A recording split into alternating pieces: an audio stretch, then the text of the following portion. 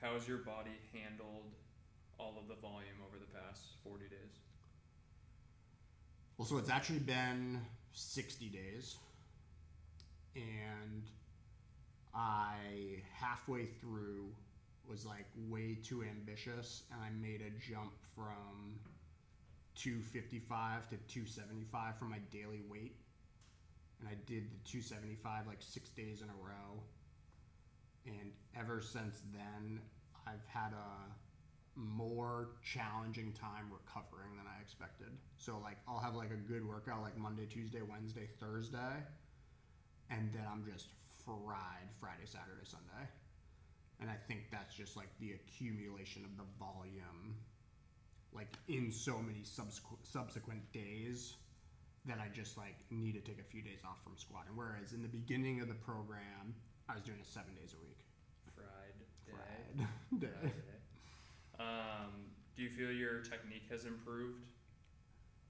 Yeah, I feel like I have like if when I watch my like first week of myself squatting, I was hinging at my hips a lot, leaning forward a little bit more. The bar felt tighter on my shoulders. It still feels kind of tight on my shoulders, and when I really watch myself, if I'm having a day that I feel a little bit tighter, I notice I'm like tilted a little bit because I have a hard time getting this right shoulder behind the bar. But otherwise, yeah, I'm like sitting into the hole. It's like very comfortable down there. If you're never lifting really heavy, how are you going to get stronger? So basically through practice. Like the strength and conditioning science tells us you have to be, above a certain percentage of your one rep max to elicit enough stress to create this response and strength from your body. But the idea with this easy strength is that you're taking a much lighter percentage than would typically be prescribed, and you're just seeking excellent repetitions. You're trying to get feedback from every rep. How can I change that to make it feel better? And I've thought of back squatting basically for the last 2 months as my sport. So I am practicing this very specific movement every single day. And through doing that, I'm trying to raise my ceiling by like increasing my foundation. Has any other area of your fitness taken a hit because you've been focusing on squatting more frequently? Probably. Like I'm starting to crave a little bit of cardio.